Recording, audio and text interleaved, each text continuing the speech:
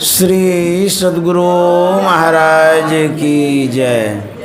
आप लोग जितनी संख्या में हैं उस हिसाब से आवाज़ नहीं आई, जोरदार शब्दों में कहिए श्री सद्गुरु महाराज की जय। श्री सद्गुरु महाराज की, श्री सद्गुरु महाराज की जय। नमामि अमित ज्ञान रूपम कृपालम अगम बोध दाता सुबुद्धि निधि विशालम क्षमाशील यति धीर गंभीर ज्ञानम धर्म कील दृढ़ थीर समधीर ध्यानम जगत त्राणकारी अघारी उदारम भगत प्राण रूपम दया गुण अपारम नमो सद्गुरुं ज्ञान दाता सुस्वामी नमामि नमामि नमामि नमामि। श्री सद्गुरु महाराज की जय। परमाराध्य सद्गुरु महाराज गुरुदेव महर्षि संत सेवी परमहंस जी महाराज कटिहार के प्रबुद्ध श्रोतागण, सत्संग प्रेमी महान भावों, माता एवं बहनों, आज हम लोग महेश अग्रवाल के आवास पर सत्संग करने आए हैं। इस सत्संग का भी कुछ कारण है। उनकी जो सुपुत्री है मौली अग्रवाल, उनका शुभ विवाह होने वाला है। उसी शुभकामना दिवस पर हम लोग उपस्थित हैं। यह हम सब मंगल कामना के लिए आए हुए हैं। उन बच्ची के जीवन में खुशी हो, प्रसन्नता हो, आनंद से जीवन व्यतीत करें और जो विवाह का कार्यक्रम है निर्विघ्न सकुशल संपन्न हो, इस शुभकामना हेतु भी हम लोग उपस्थित हुए हैं। मैं भी पटना गया था। पटना में एक परिवार के लड़के का विवाह होने वाला था। उसकी शुभकामना का सत्संग करके आया हूँ अभी। और आज बच्ची की जो शादी होगी उसकी शुभकामना के लिए सत्संग कर रहा हूँ। तो गुरु महाराज का जो सत्संग होता है, इस सत्संग से सही में सब काम निर्विघ्न संपन्न होता है।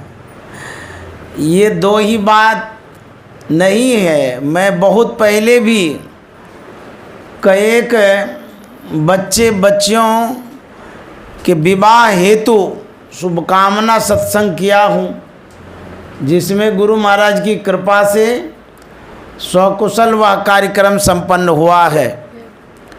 आज भी मैं शुभकामना हेतु यहाँ पर आया हुआ हूँ।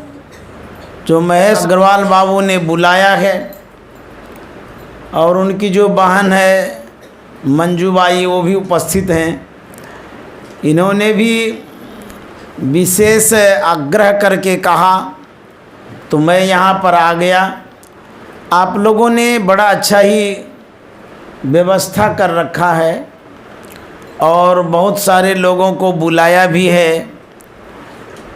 इस कार्यक्रम में हम लोग सत्संग के माध्यम से शुभकामना दे रहे हैं।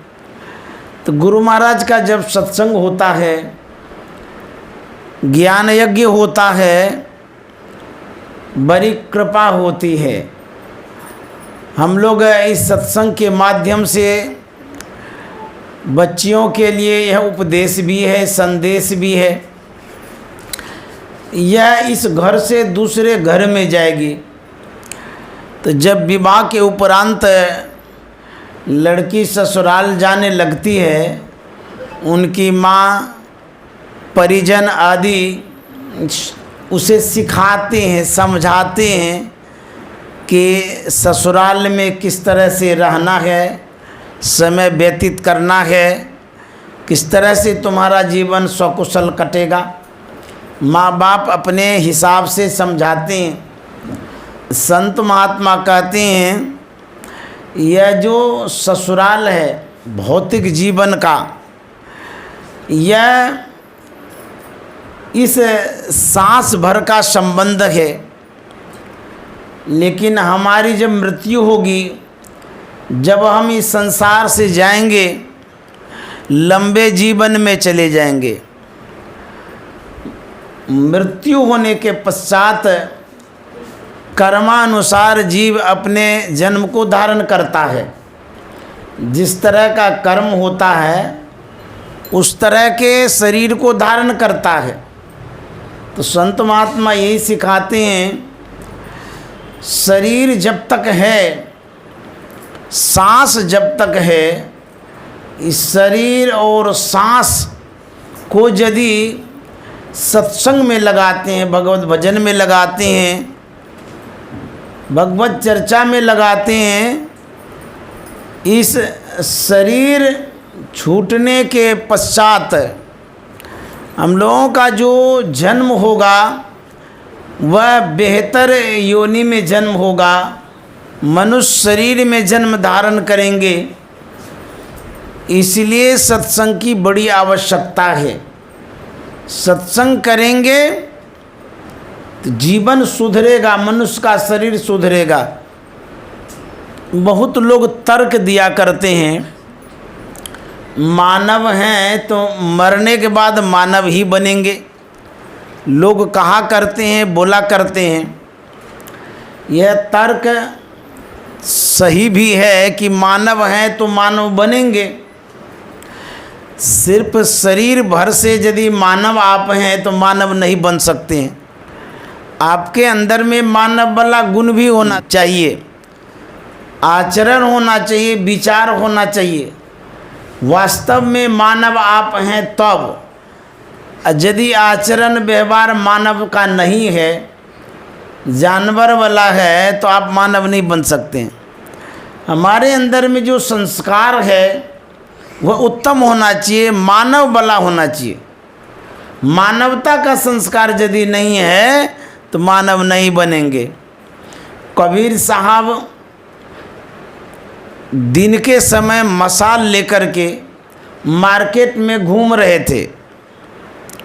वहाँ तो लोगों की भीड़ रहती है। दिन का समय हो, मशाल जला हुआ हो, तो लोग भी तो आश्चर्य करेंगे आखिर बात क्या है। किसी ने पूछ दिया कि महात्मा जी दिन का समय है, मशाल लिए हुए हैं, क्या ढूंढ रहे हैं। कोई भी व्यक्ति रात में मशाल जलाता है। प्राचीन काल में जब विद्युत बिजली का अभाव था, उस समय लोग मशाल से काम चलाते थे रात्रि में। तो लोगों ने पूछा कि रात्रि तो है नहीं, दिन है, मशाल क्यों जला रखे हैं और क्या ढूंढ रहे हैं। कबीर साहब ने कहा, मैं आदमी को खोज रहा हूँ। उस व्यक्ति ने कहा, बड़ा विचित्र बात है, बाजार में, मार्केट में, शहर में आदमी ही आदमी है, आगे पीछे दाएं बाएं सब जगह आदमी है। और आगे तो आप आदमी खोज रहे हैं, बड़ा विचित्र बात है। आदमी आपको नहीं दिखता है। बोले कि देखिए, मुझे तो बिरले कोई आदमी नज़र आता है, कोई घोड़ा है, कोई गधा है, कोई चिड़िया है, बिल्ली है। उन्होंने सोचा कि ये पागल है, इतना आदमी है, कहता है कोई घोड़ा है, कोई गधा है। फिर आगे बढ़े, बढ़ते बढ़ते एक और आदमी मिले। उसने कहा, महात्मा जी आप क्या ढूंढ रहे हैं दिन के समय मशाल लेकर के। बोले मैं आदमी ढूंढ रहा हूँ। बोले आदमी ढूंढ रहे हैं, बाजार में तो आदमी ही आदमी है, आदमी आपको दिखाई नहीं देता है। बोले नहीं, हमको तो नहीं दिखाई देता है। बोले सो कैसे आप कहते हैं आदमी नहीं दिखाई देता, सब तो आदमी है। कबीर साहब ने कहा, ये मशाल पकड़ो और देखो इस मशाल से आपको कितना आदमी दिखाई देता है। जैसे ही मसालो पकड़ता हाथ में, सच में कोई घोड़ा, कोई हाथी, कोई चिड़िया चुनमुन दिखाई दे रहा, बिरले कोई आदमी है। बोले महात्मा जी आप ठीक ही कहते हैं, आदमी तो नजर ही नहीं आ रहा है, बड़ा चमत्कारिक मसाल है ये, ऐसा कैसे हो रहा है? बोले हाँ, इस मसाल में ऐसा ही गुण है, ये आदमी को दिखा देता है कि कौन आदमी है कौन आदमी नहीं है। बोले कौन सा मसाल है? कबीर साहब ने कहा ये ज्ञान का मसाल है। विवेक की दृष्टि से यदि हम देखेंगे, अवलोकन करेंगे, आंकेंगे, तो कोई बिरले आदमी नजर आएगा।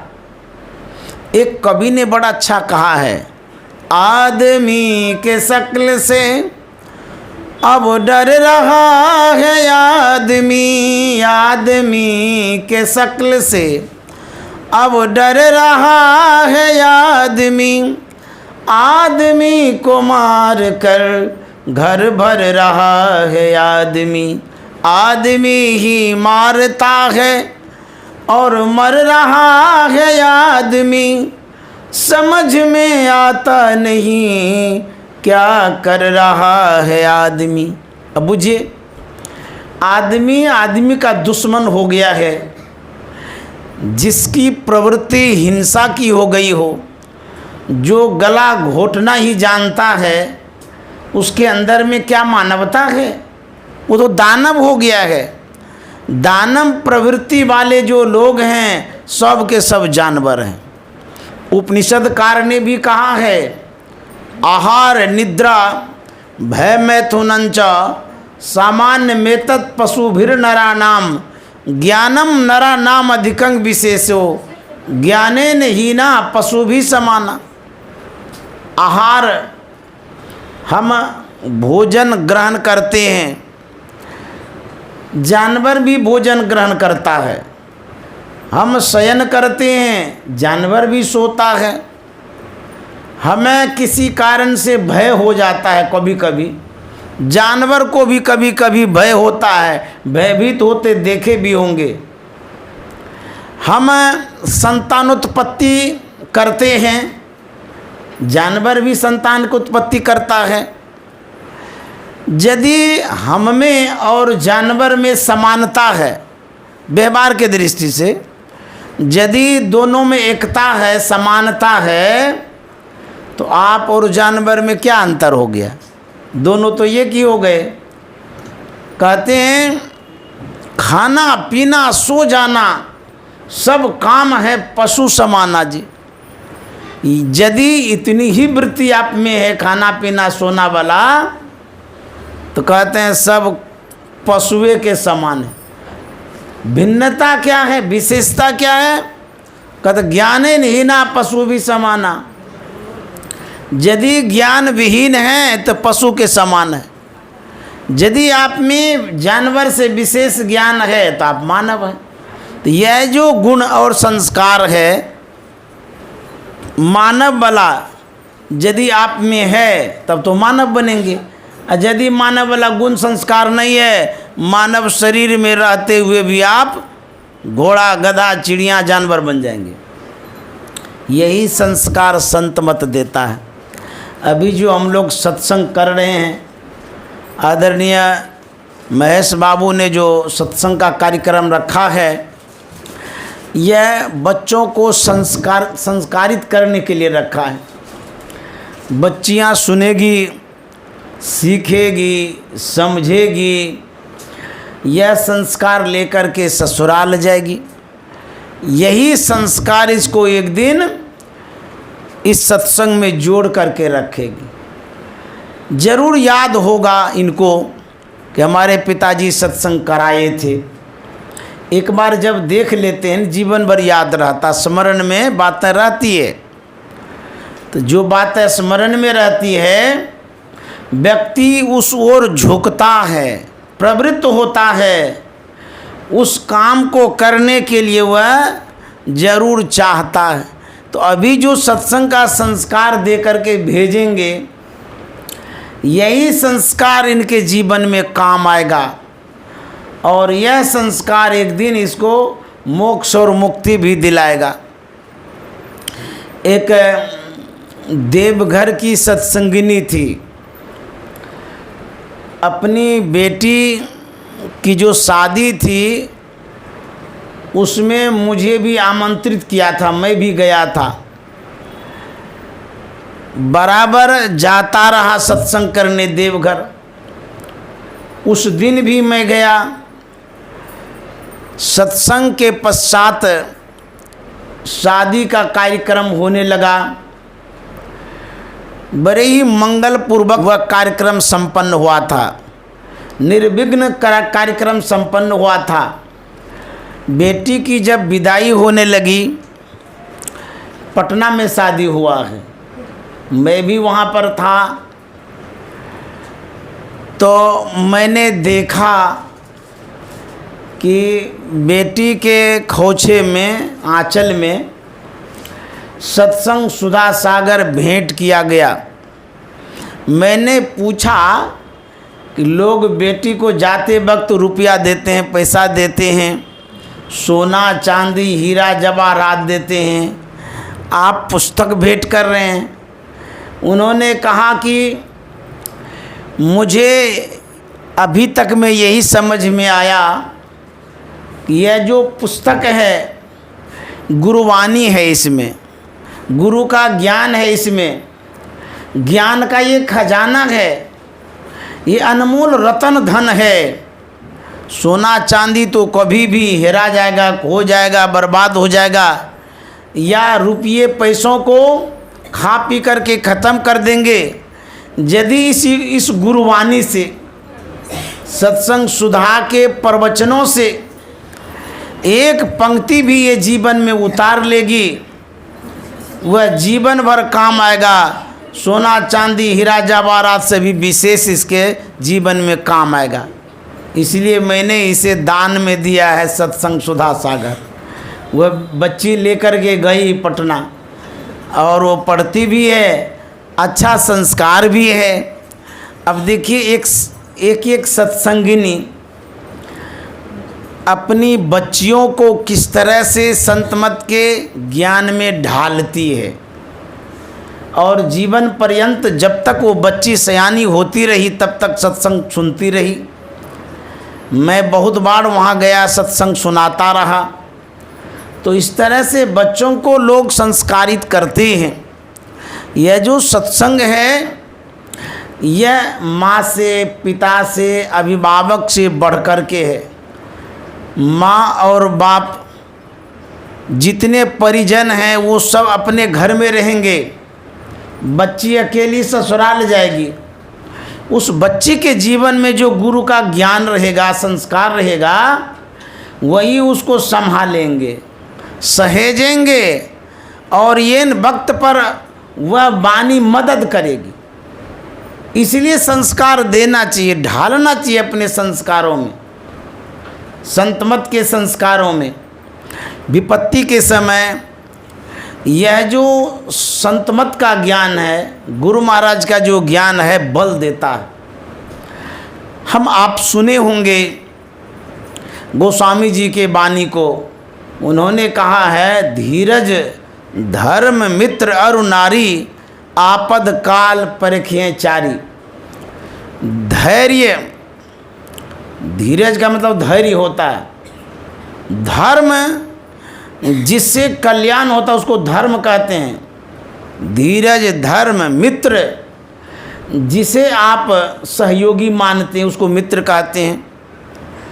नारी, जो ससुराल में रहती है, विवाह करके आती है, वह जो आपकी नारी है। चार हो गया, धीरज धर्म मित्र और नारी। ये चार विपत्ति के समय आपको सहयोग मदद करता है। नारी नहीं भी करे, मित्र मुकर भी जाए, ऐसा हो सकता है। लेकिन दो चीज़ आपको कभी धोखा नहीं देगा, धीरज और धर्म, ये धोखा नहीं देता है। नारी और मित्र धोखा दे सकता है, लेकिन धीरज और धर्म धोखा नहीं देता है। सही धर्म यदि है वह आपको मदद करेगा। धर्म क्या है? हम जो धारण करते हैं। धारण क्या करना चाहिए? जैसे शरीर पर वस्त्रों को धारण करने से हमारी रक्षा सुरक्षा होती है, इज्जत बचा रहता है, उसी तरह से उन कर्मों को हम धारण करें जिससे हमारी इज्जत ढकी रहे, बची रहे, रक्षा भी हो और सुरक्षित भी रहे। यही धर्म है। यदि आप धर्म को नहीं जानते हैं तो गुरु महाराज ने जो बतलाया है, सत्संग नित और ध्यान नित रहिए करत संलग्न हो, व्यभिचार चोरी नशा हिंसा झूठ तजना चाहिए, इतने धर्म का पालन कर लीजिए, कल्याण हो जाएगा। इतना धर्म तो जानते ही होंगे, नहीं जानते हैं तो जान लीजिए। रोज़ सत्संग करिए, ध्यान करिए, पंच पापों से बचिए। इतना धर्म यदि आप धारण किए हैं, पालन किए हैं, इसी में आपका कल्याण होगा। यही धर्म रक्षा भी करता है। धीरज, जब कष्ट आता है, विपत्ति आती है, दुख आता है, उस समय इसकी आवश्यकता होती है। पेशेंस रखना चाहिए। बीमार आदमी पेशेंस नहीं रख पाता है बेचैनी के कारण, शरीर में जो कष्ट हो रहा है। घर गृहस्थी में बहुत तरह की दिक्कतें आती है, उसमें पेशेंस खो जाते हैं। तो कहते हैं उस समय पेशेंस रखिए, धैर्य रखिए, तब आपके जीवन में काम होगा। एक धैर्य की कथा मैं सुनाता हूँ। भगवान बुद्ध के समय की बात है। भगवान बुद्ध भ्रमण कर रहे थे, टहल रहे थे। सेवक आनंद भी साथ में घूम रहा था। भगवान बुद्ध ने आनंद सेवक से कहा कि आनंद, मुझे प्यास लगी है, कहीं झरनों से पानी ले आओ। आज्ञा पाकर के आनंद पात्र लेता है, वह पानी के लिए प्रस्थान करता है।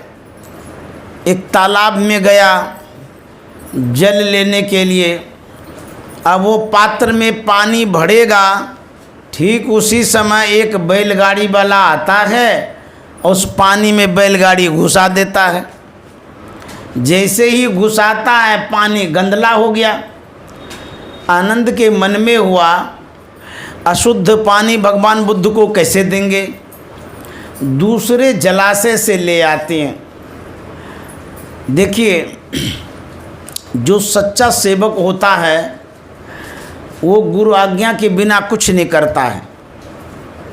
आनंद के मन में होता है दूसरे झरने से जल लेने जाऊंगा, कहीं भगवान की इच्छा न हुई तो, भगवान बुद्ध न पानी पिए तो।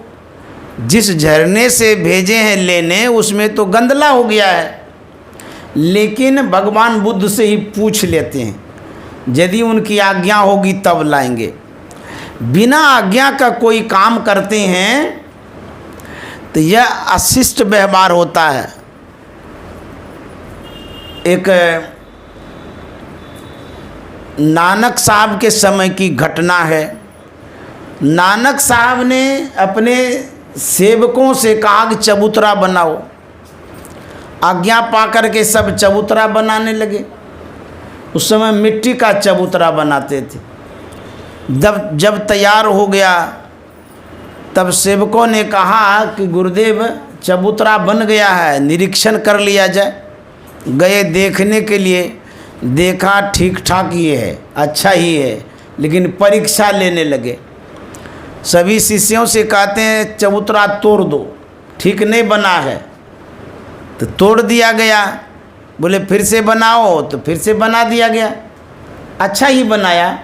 फिर गए देखने के लिए तो कहते नहीं अच्छा नहीं बना, तोड़ दो। फिर तोड़ दिया। एक बार हो गया, 2 बार हो गया, कई बार हो गया। इस तरह से जो कई बार तुड़वा दिया गया, मन में संशय हो गया। यदि आपको किसी व्यक्ति के प्रति, किसी कार्य के प्रति संशय हो जाए तो संबंध विच्छेद हो जाएगा। जैसे गर्म दूध में नींबू डालिए फट जाएगा, उसी तरह से सद्गुरु के प्रति यदि संशय होगा तो संबंध विच्छेद हो जाता है, दूरियां बढ़ जाती है। संशय नहीं करना चाहिए, विश्वास रखना चाहिए। विश्वास रखेंगे तब विश्वास से फलदायकम। एक के मन में हो गया, सोचा गुरु महाराज का दिमाग खराब हो गया है, बनाते रहते हैं बिगाड़ते रहते हैं, हो इनके साथ नहीं रहेंगे, चला गया वो। दूसरे के मन में हुआ वो भी चला गया, तीसरे के मन में हुआ वो भी चला गया। इस तरह से जाते जाते सबके सब चले गए, एक रह गया। नानक साहब आए देखने के लिए, देखते हैं कोई नहीं, एक है, एक के काम कर रहा है। पूछते हैं कि अरे और सेवक लोग कहाँ गए? बोले गुरुदेव और तो अपने घर की ओर चले गए। बोले क्यों? वो लोग बोल रहे थे कि हम लोग चबूतरा अच्छा ही बनाते हैं और गुरुजी बार बार मेहनत करवा देते हैं, मिटा देते हैं, तोड़वा देते हैं। गुरुजी का दिमाग ठीक नहीं है, खराब हो गया है, इसीलिए वो चला गया। तो बोले तुम क्यों नहीं गया?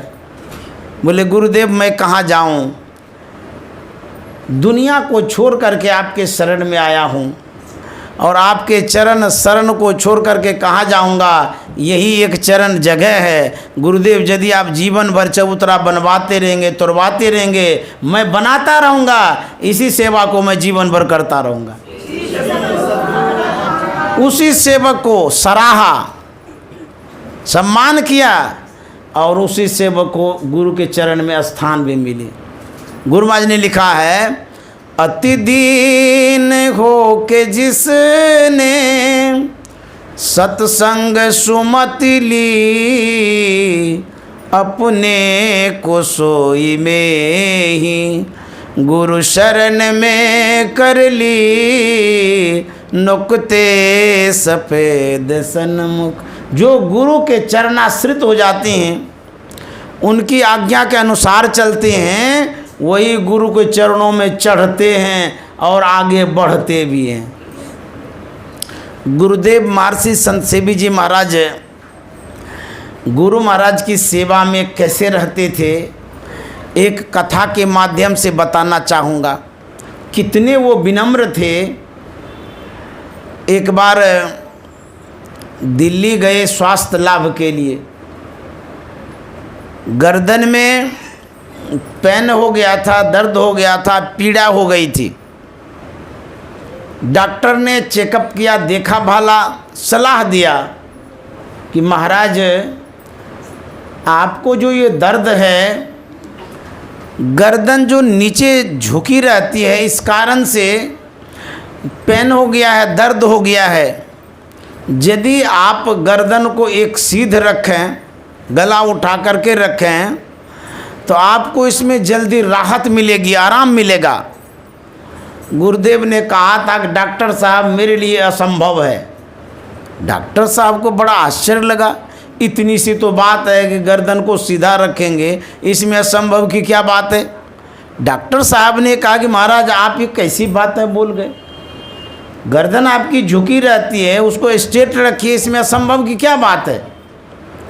गुरुदेव ने कहा था कि डॉक्टर साहब क्या कहेंगे, मेरी व्यवस्था है। मैं जब जब गुरु महाराज के सेवा में उपस्थित होता था, तब तक मेरी नज़र चरण पर होती थी, चेहरे पर नहीं होती थी।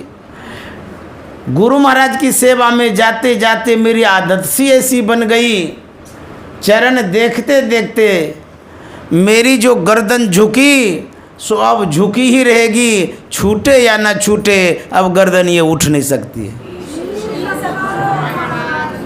अब देखिए कितने विनम्र थे, चरण को देखते थे। मैंने गुरु महाराज का जो पुराना वीडियो एक है यूट्यूब में देखा, उस समय गुरुदेव बड़े दुबले पतले हैं और गुरु महाराज के सामने जो उपस्थित हुए हैं आप भी देख लीजिएगा बीबी, इतने विनम्र भाव से, इतने हाथ जोड़े हुए, और भी सेवक तो वहाँ पर हैं, लेकिन जिस तरह से गुरुदेव उपस्थित हैं वहाँ पर, उस तरह की विनम्र भाव में और किसी को नहीं देख पा रहे हैं। तो ये कैसे मानते थे गुरु महाराज को? ये भगवान मानते थे गुरु महाराज को। संत के रूप में इन्होंने ही जाना है, इन्होंने माना है, तभी तो इसको फल भी मिला है। आपके घर में कोई बेशकीमती वस्तु हो, बच्चों के आगे में यदि दे दीजिए तो शायद वो खेलेगा या फेंक देगा। क्यों? उसके महत्व को नहीं समझ रहा है। लेकिन जो जानकार हैं, जिसे पता है उस वस्तु के महत्व का, वो तुरंत उठा करके अलमीरा में रख देंगे। ठीक उसी तरह से गुरु महाराज सिर्फ मानव शरीर में नहीं थे, वो संत थे, भगवंत थे। उस रूप में जिसने जाना, जिसने माना, उसको उसी रूप का लाभ भी मिला। सबको नहीं मिला है। मानिए देव नहीं तो पत्थर, पत्थर में भी आप फल प्राप्त कर सकते हैं। भावना सही नहीं है तो देवता में भी फल नहीं मिलेगा। इसीलिए गुरुदेव ने जो देखा गुरु महाराज को संत के रूप में, भगवान के रूप में, उसी भाव से जीवन पर्यंत वो सेवा करते रहे, उसी का फल मिला उनको। तो गुरु महाराज ने कहा था, मुझसे भी अधिक संत सेवी जी जानते हैं। अब बुझिए, और ये भी कहा था, मेरे ये मस्तिष्क स्वरूप है। अब बुझिए, माता सबसे ऊपर होता है। गुरु महाराज का जो ज्ञान था, सभी ज्ञान को अपने मस्तिष्क में अटा लिए थे संत सेवी जी महाराज। इसीलिए कहे कि मेरे मस्तिष्क स्वरूप है। और गुरु महाराज ने कहा था, जो क्यू और यू में संबंध होता है, उसी तरह से मुझ में और संत सेवी जी में संबंध है। ये भी कहा था, जहाँ मैं रहूँगा वहीं संत सेवी जी रहेंगे। इतनी जो उपाधि मिली, इतना जो स्थान मिला, इसी विनम्रता के कारण, सेवा के कारण, गुरु भक्ति के कारण। यदि आप में विनम्रता है, गुरु में यदि आपको विश्वास है, तो उससे फल मिलेगा। यदि विश्वास नहीं है तो बड़ा मुश्किल है फल पाना। आनंद लौटता है खाली पात्र लेकर के। भगवान बुद्ध के पास गए।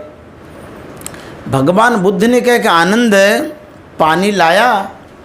आनंद ने कहा कि भंते, मैं पानी लाने गया था, जिस झरने से पानी ले रहा था, उस झरने में बैलगाड़ी वाला आया, झरना में घुसा दिया, वह पानी गंदला हो गया।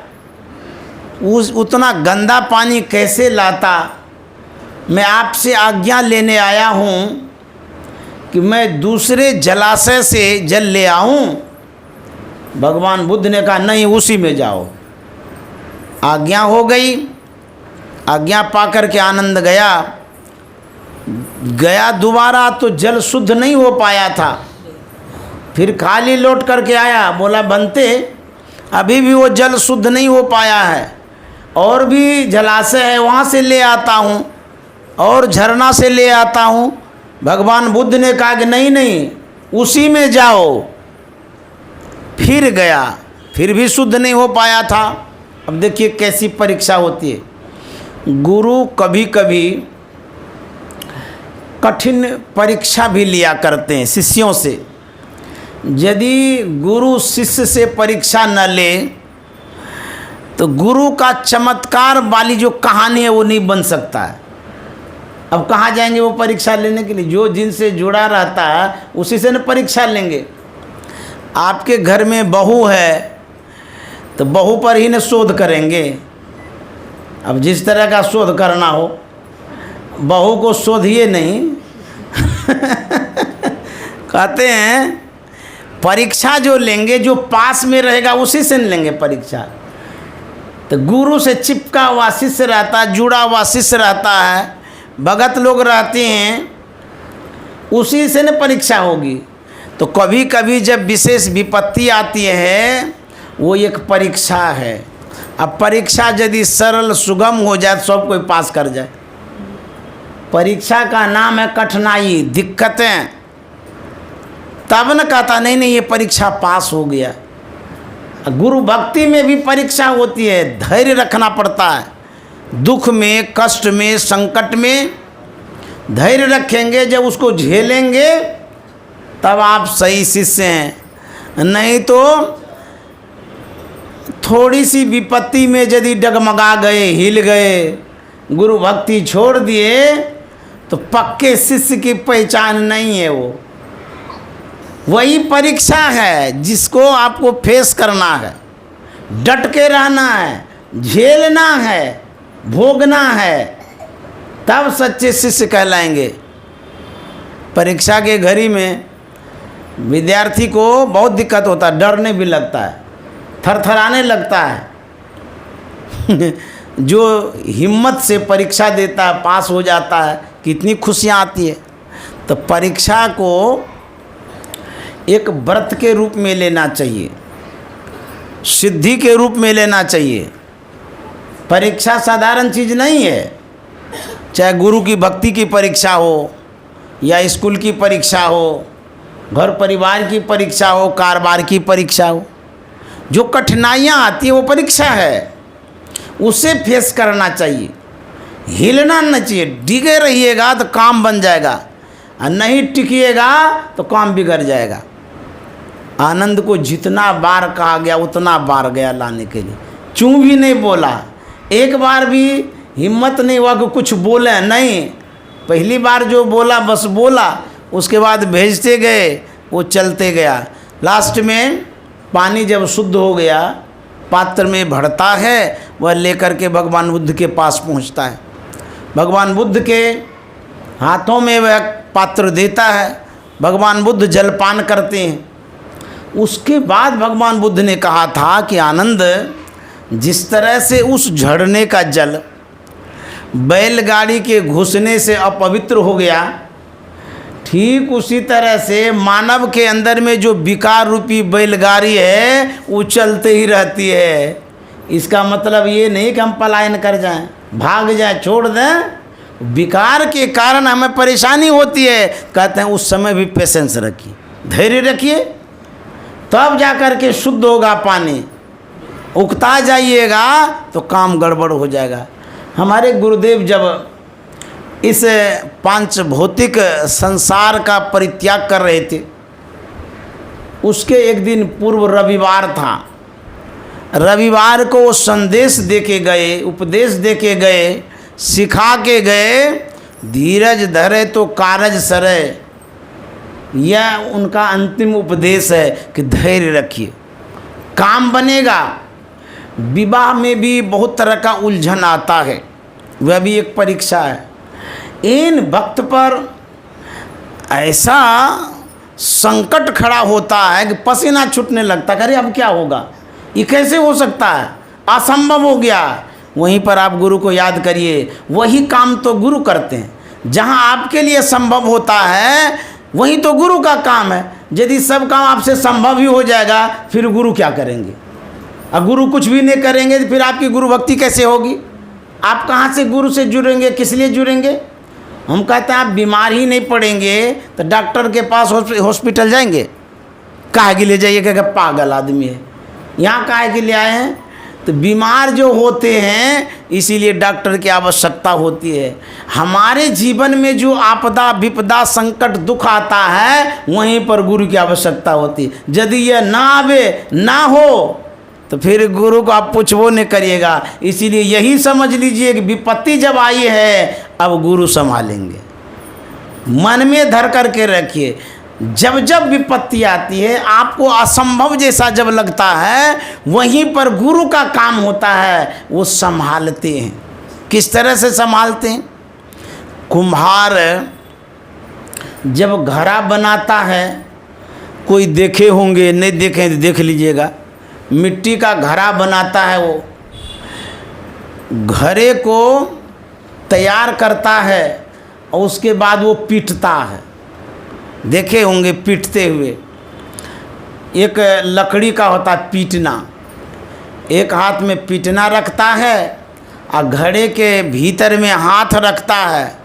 पीटता वहीं पर है कुम्हार जहाँ पर अंदर में हाथ है, यदि वहाँ हाथ न रहे तो जैसे मारेगा घड़े फूट जाएगा। उसी तरह से गुरु जब दुख देते हैं, दुख तभी देते हैं जब कृपा का हाथ लगा के रखते हैं, नहीं तो चेला तो बिखर ही जाएगा।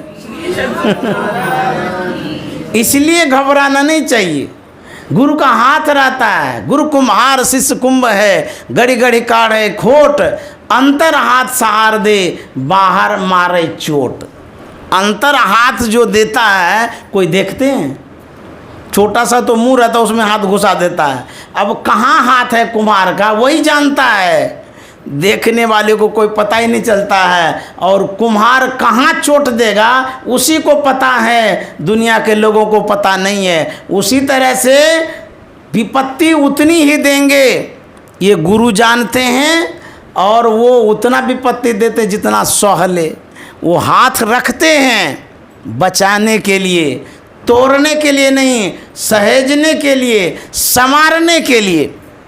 इसीलिए धैर्य की आवश्यकता है, धैर्य रखना चाहिए। अरे मन धीरज काहे न धरे।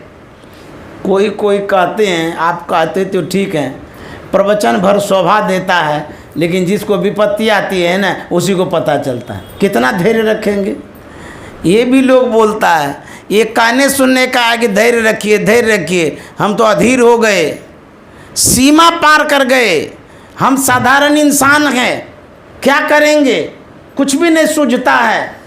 कितना हम गुरु की भक्ति करते हैं, ध्यान करते हैं, सत्संग करते हैं।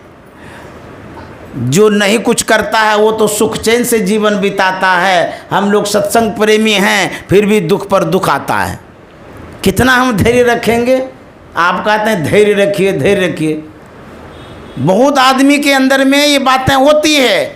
किसी की बेटी की विवाह नहीं होती है तो वो रोते रहता है, 1 साल हो गया, 2 साल हो गया, कई साल हो गया, कहाँ कहीं लगता है। बेटे का विवाह नहीं हो रहा उसके लिए वो रोता है, बीमार हैं तो उसके लिए वो रोता है। इस संसार जो है ना, तन दर सुखिया काउन देखा, ये भी बात सत्य है। लेकिन हम लोग जो गुरु बनाए हैं, सच्चे सद्गुरु बनाए हैं, उसकी भी तो एक भूमिका है, उनका भी देखो कोई काम है। ऐसे जुड़ गए हैं, ऐसे गुरु की महत्ता का बखान करते रहते हैं। कहीं न कहीं सत्यता है, सच्चाई है, गुरु भक्ति में शक्ति है, तब ये तो ये कहानी बनी है। आएगा वो समय जिस समय वो चमत्कार भी दिखलाएंगे। अच्छा, चमत्कार यदि सोचेंगे तो अभी नहीं हो रहा है क्या?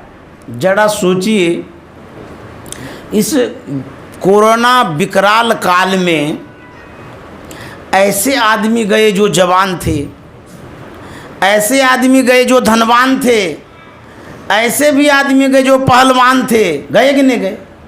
हमारे बीच से गए, परिजन गए, परिवार गए, इस देश के गए, किसी देश के गए, गए कि नहीं गए? लेकिन आज यदि हम सांस ले रहे हैं, सुरक्षित हैं, ये भी तो सद्गुरु का चमत्कार ही है। ये भी एक चमत्कार है, लेकिन इसको हम इग्नोर करते हैं, हम इसको भुला चुके हैं कि नहीं नहीं ये चमत्कार नहीं है। ये भी चमत्कार, सांस अभी हम ले रहे हैं, ये भी एक चमत्कार गुरु का ही है। यदि गुरु की कृपा न होती तो आज हम यहाँ बैठ कर के प्रवचन न करते, न आप लोगों को सुनाते। कोरोना काल में काल का झपट्टा बहुतों पर पड़ा, बहुत बेचारे चले गए। लाख कोशिश किया, पैसा खर्चा किया, परिवार भी लगा रहा, तब भी वो चले गए। ये गुरु की कृपा है जो हम लोग अभी तक हैं सुरक्षित। इसीलिए गुरु को याद करना चाहिए। काल रूप चक्की चली सदा दिवस अरु रैन, कहते हैं रोज चक्की चलती रहती काल की, पिसते रहते हैं लोग। कबीर साहब कहते हैं कि आसे पासे जो फिरे निपट पिसावे सोय, कीला से लगा रहे ताको विघ्न न हो। पहले ज़माने में चक्की चलती थी, जो किला होता था उसमें जो दाना सट जाता था वो पिसाता नहीं था, लेकिन आसपास जो छिटक जाता था वो पूरा महीन हो जाता था। उसी तरह से गुरु एक कीला है, उसको पकड़ करके रखिए। यदि उसको छोड़ दीजिएगा तो काल पकड़ करके लेके चला जाएगा कभी भी। गुरु एक डोर है, एक छोर है, उसको पकड़िएगा तो सब कुछ मिलेगा। पानी भरने के लिए पन भरनी जब जाती है कुआं पर, तो आप देखिएगा वो बाल्टी गिराती है, रस्सी गिराती है, लेकिन पूंछ पकड़ के रखती, छोड़ एकदम थोड़ा सा पकड़ के रखती है। यदि वो छोड़ दे छोड़ को तो गए काम से, बाल्टी पानी सब चला जाएगा। लेकिन वही जो छोड़ पकड़ के रखते हैं, उसी डोर को पकड़ पकड़ करके रस्सी बाल्टी पानी सब ऊपर करते हैं और प्यास भी बुझाते हैं। ठीक उसी तरह से इस जीवन में, सांसारिक जीवन में, भौतिक जीवन में, पारिवारिक जीवन में संत सद्गुरु एक डोर है, छोर है, एक सहारा है। कहते हैं कि जब प्यास लगती है ओस से भी आपको सहयोग मिलता है। उसी तरह से गुरु क्या लेते हैं आपका, कोई रुपया पैसा तो नहीं मांगने आते हैं। जो सच्चे सद्गुरु होते हैं आपसे कुछ लेते नहीं हैं, भाव और भक्ति से उनको मानते हैं, उसी में वो पिघल जाते हैं, प्रसन्न हो जाते हैं, कृपा कर देते हैं। दिन भर तो आप अपना काम करते हैं, जीवन भर संसार का काम करते हैं, क्या थोड़ा सा गुरु के लिए वक्त नहीं दे सकते हैं? जो कि आपको इस जन्म को कौन के जन्मों जन्म तक वो साथ देंगे। गुरु महाराज ने लिखा है, अपनी भगतिया सतगुरु साहब मोहे कृपा करी देहु हो,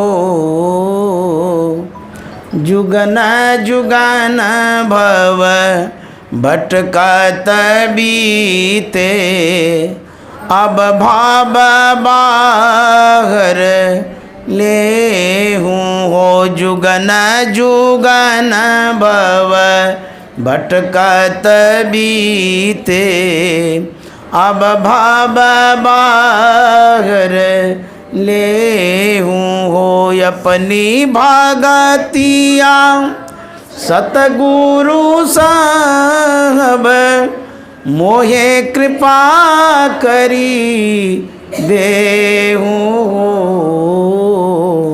जुगन जुगन भव भटकत बीते, अब भाव बाहर ले हो। गुरु महाराज मांगते हैं गुरु से अपनी भगतिया सतगुरु साहब, हे सतगुरु साहब आप अपनी सेवा हमें दीजिए, आपकी जो भक्ति है, आपकी जो सेवा है वह मुझे प्रदान करिए।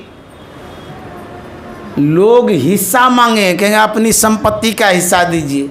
गुरु महाराज कहते नहीं, अपनी जो सेवा है वही दीजिए हमें, अपनी भगतिया सतगुरु साहब। यह जो सेवा गुरु महाराज मांग रहे हैं, यही सेवा हम आपको भी मांगनी चाहिए और करनी भी चाहिए। आज महेश बाबू सत्संग करा रहे हैं, यह गुरु की सेवा है।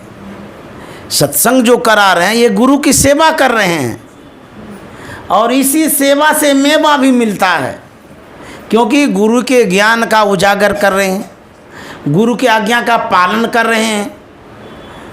उनको गुरु ने जो सिखाया है, गुरु से उन्होंने जो सीखा है, जो समझा है, उसी का अनुरूप वो कर रहे हैं। जब माँ बाप की बात को मानते हैं तो वो प्रसन्न हो जाते हैं, खुश हो जाते हैं। उसी तरह से गुरु की आज्ञा का पालन करेंगे तो गुरु खुश हो जाएंगे। हम जो सत्संग करा रहे हैं यही कृपा है। कृपा मांगने से नहीं मिलती है, करने से मिलती है। आप सत्संग कर रहे हैं, इसमें गुरु की कृपा है, इसी से कृपा मिल जाएगी। आप नहीं भी मांगेंगे तब भी बहुत लोग मांग बैठते हैं तब भी मिल जाता है, नहीं भी मांगेंगे एक कृपा ही कृपा है जो सत्संग करा रहे हैं, साधु महात्माओं को बुला के करा रहे हैं, इतने लोगों को बुला के करा रहे हैं, गुरु के ज्ञान को आप सुनवा रहे हैं, यही तो कृपा है, यही गुरु का डोर है, यही छोर है। जब कभी आपको समय मिलता है या कोई न कोई कारण बनता है तो अवश्य सत्संग करा लीजिए। सत्संग कराने से आपका कार्य सिद्ध तो होगा ही होगा और आपको बहुत पुण्य भी होगा, धर्म भी होगा, फल भी मिलेगा और बड़ी कृपा मिलती है सत्संग करने से। ये ज्ञान यज्ञ है, यज्ञ एक धर्म है, जिस धर्म को आप धारण करते हैं आपको फल मिलता है। इसलिए यह जो गुरु का डोर है, जो उन्होंने आज्ञा दिया है, उसको छोड़ना नहीं है, पकड़े रहना है। गुरु के अनुसार यदि चलते रहेंगे तो आपका कार्य सब सिद्ध होगा। गुरु महाराज ने कहा है, बिना गुरु की कृपा पाए नहीं जीवन उधार है, बिना गुरु की कृपा पाए नहीं जीवन उधार है। जब तक गुरु की कृपा नहीं होगी जीव का उद्धार नहीं होगा, क्योंकि प्रभु श्री राम ने भी कहा है, कर्णधार सदगुरु दृढ़ावा दुर्लभ साज सुलभ करी पावा। कर्णधार का तो मल्लाह को, नाव खेने वाले को। संत सदगुरु जो होते हैं वो खेवैया होते हैं। आपके पास नाव है, नदी में है, नाव पर आप सवार हैं, खेने वाले ना हो तो कैसे पार होइएगा? उसकी भी आवश्यकता है। उसी तरह से शरीर नाव है, संत सदगुरु खेने वाले हैं, खेवनहार। इसलिए उनके शरण में पड़ेंगे तब काम होगा। गुरु के शरण में जब तक नहीं जाएंगे तब तक आपका काम नहीं बन सकता है। जिन्होंने गुरु धारण नहीं किया है उनका जीवन अभी तक शुरू नहीं हुआ है। गुरु मार्गदर्शक होते हैं, वह आपको सही रास्ते पर ले जाते हैं, सहयोग करते रहते हैं। जागृत को कौन के स्वप्न में भी वो सहयोग करते हैं। जब अस्वस्थ हो जाता है व्यक्ति को, कोई सहारा नहीं मिलता है, सुनते हैं ऐसा बहुतों के ऑपरेशन के समय सदगुरु महाराज खड़े हो करके ऑपरेशन करवा दिए। बहुत लोगों ने बताया है कि मैं बेहोश था, लेकिन लगा कोई न कोई ऐसी शक्ति सदगुरु आए जिनके कारण सफलतापूर्वक ऑपरेशन सक्सेस हुआ। ऐसा गुरु करते हैं। तो जब आपको कोई सहयोगी नहीं मिलेंगे उस समय सदगुरु सहयोग करेंगे। कोई मदद करने वाले नहीं मिलेंगे उस समय सदगुरु मदद करेंगे। यही उनकी भूमिका है। जहाँ कोई नहीं पूछने वाला होता है वहाँ सदगुरु उपस्थित होते हैं पूछने के लिए, हाल चाल लेने के लिए, सहयोग करने के लिए। इसीलिए इससे जुड़ना जरूरी है। सदगुरु से जुड़ने की यही आवश्यकता है। जब प्रभु श्री राम लंकाधिपति रावण को परास्त कर अयोध्या लौटते हैं, माँ के पास गए, हाल समाचार पूछे। माँ ने पूछा था कि बेटा तू तो राजकुमार ठहरा, तुम्हारा शरीर बड़ा सुकोमल है, तुम वैसे दुर्दांत राक्षस रावण का संहार कैसे कर पाया? तो राम को तो कहना चाहिए कि हम भगवान थे, हमारे साथ बंदर भालू सैन्य बल थे, इसी के बलबूते पर हम रावण को परास्त कर पाए, ऐसा कहना चाहिए था। लेकिन राम ने क्या कहा? प्रभु श्री राम ने कहा, माँ तुम जानना चाहती हो कि मैंने कैसे विजय प्राप्त किया? बोले हाँ बेटा ज़रूर जानना चाहती हूँ, क्योंकि मैं तो देखने नहीं गई थी कि तुम किस तरह से लड़ रहे थे, क्या हो रहा था। भगवान श्री राम ने कहा था कि माँ गुरु वशिष्ठ कुल पूज्य हमारे तिनकी कृपा धनुज रन मारे। जो वशिष्ठ मुनि हमारे गुरु जी थे, उनकी कृपा से हम रावण पर विजय प्राप्त कर पाए। वशिष्ठ मुनि लड़ने नहीं गए थे, अस्त्र शस्त्र नहीं उठाए थे, लेकिन भगवान श्री राम कहते हैं हमारे जो गुरु वशिष्ठ मुनि हैं, कुल गुरु, उनकी कृपा से हम रावण को मार पाए। तो जब तक गुरु की कृपा नहीं हुई है तो ऐसे झूठो तो नहीं कह दिए भगवान श्री राम। अदृश्य कृपा है वो, अव्यक्त कृपा है वो, अनुभव गम्य कृपा है वो, उसे हम देख नहीं पाएंगे। कब कृपा करेंगे, कैसे करेंगे। इसीलिए गुरु के महत्व को मानना चाहिए, समझना चाहिए। वो कृपा करते हैं आपके याद के अनुरूप, आपके कार्य के अनुरूप, आपकी भक्ति के अनुरूप, आपकी सेवा के अनुरूप वो कृपा करते हैं। करना तो पड़ेगा आपको भी, तब वो कृपा करेंगे। निमित्त बनना पड़ेगा।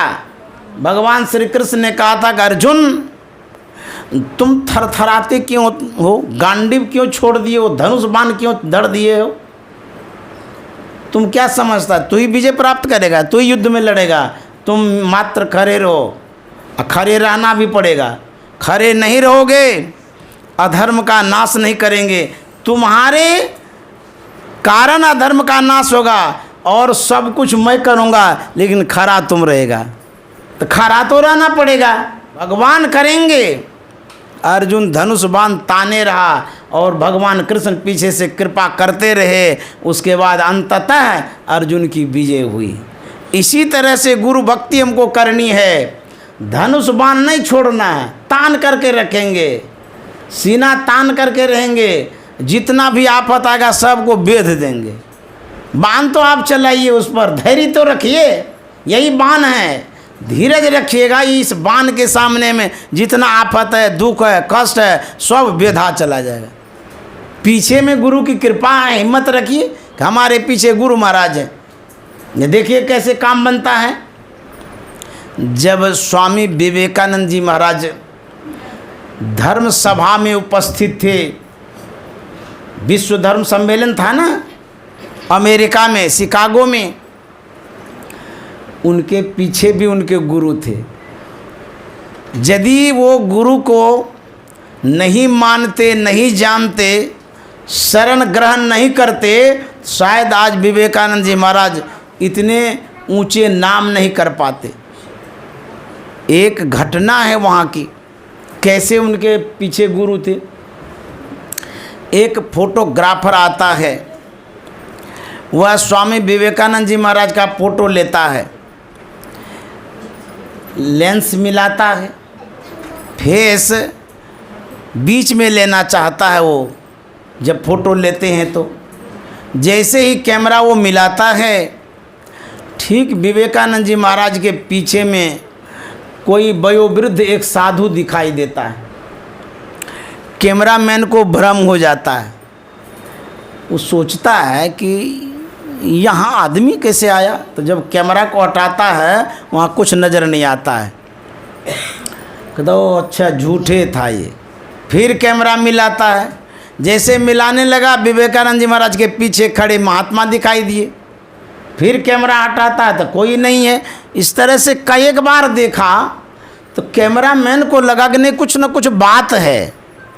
हम जरूर देखते हैं किसी महात्मा को, बूढ़े महात्मा को, और जैसे कैमरा हटाते हैं तो अदृश्य हो जाता है। मन में जिज्ञासा लिए वह विवेकानंद जी महाराज के पास पहुंचा।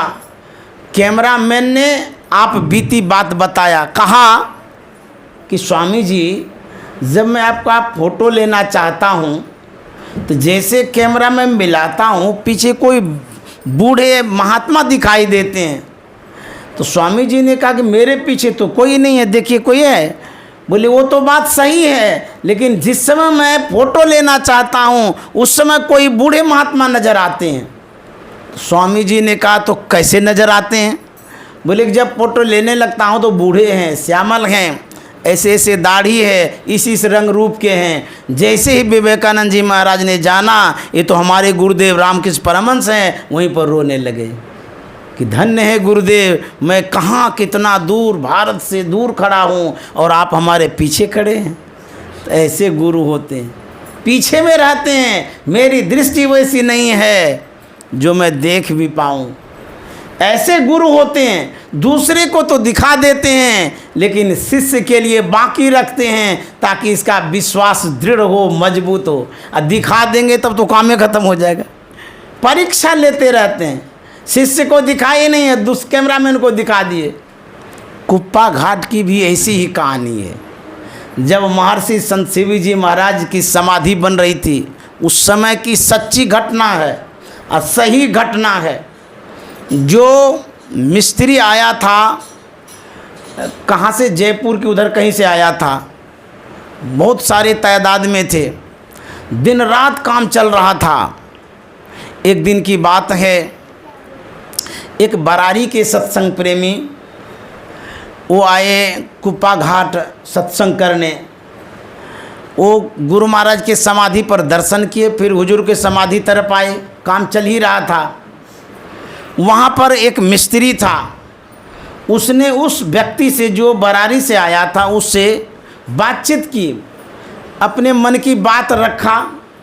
उनसे कहता है कि मैं यहाँ रात में काम करता हूँ, आश्रम के सभी लोग सोए रहते हैं उस समय, लेकिन हम लोग खाली समाधि पर काम करते रहते हैं। मैं देखता हूँ रात में एक बूढ़े बुजुर्ग महात्मा इस समाधि से निकलते हैं, गुरु महाराज की समाधि से। और जहाँ हुजूर की समाधि बनी हुई है उसके पहले एक छोटा सा चबूतरा था, ऊपर में प्लास्टिक का घर बना दिया गया था उस समय। तो मिस्त्री कहता है ये जो है चबूतरा बना हुआ, इससे एक महात्मा निकलते हैं जिसका बाल बना हुआ है, मुंडन है, और ये जाते हैं समाधि पर। और उधर से एक बूढ़े महात्मा रात में निकलते हैं, दोनों घूमते हैं वहाँ पर। अब देखिए, आँख से देखा उसने, और उन्होंने कहा एक दिन की बात नहीं, कहा एक दिन मैंने देखा है। वो पूछते हैं उस सज्जन से कि कौन महात्मा है, रात में आते हैं घूमने के लिए। उन्होंने कहा वो कोई दूसरे महात्मा नहीं है जिनकी आप समाधि बना रहे हैं, एक तो वो हैं और जिनकी समाधि बनी हुई है वो हैं, दोनों गुरु और शिष्य हैं, यही के वो महापुरुष हैं। आपको दर्शन दिया, आप सौभाग्यशाली हैं। अब देखिए, ऐसे गुरु होते हैं जिन पर कृपा हो जाती है, उनको दर्शन मिल जाता है। जानते हैं, वह व्यक्ति, एक दिन की बात है, ऊंचाई पर काम कर रहा था समाधि के ऊपर में। रात में अचानक वो लड़खड़ाता है, उतने ऊंचे से सीधे वहाँ से नीचे गिरता है, लेकिन वो बाल बाल बच जाता है। देखिए, ये गुरु की कृपा होती है। इसलिए हम लोगों को गुरु के शरण में रहना चाहिए, उनको याद करना चाहिए, और उन्होंने जो कहा है सत्संग करो, ध्यान करो, यही करो। और उसके बाद जो दैनिक कार्य आपका है, जो सांसारिक जीवन में आप कमाते हैं, रोजगार करते हैं, धंधा करते हैं, सो तो करना ही करना है। और थोड़ा थोड़ा समय वक्त निकाल करके ये भगवत भजन भी करना है। थोड़ा ही करिएगा, बहुत मिलेगा। इस थोड़ा को छोड़ दीजिएगा तो बहुत गंवा दीजिएगा।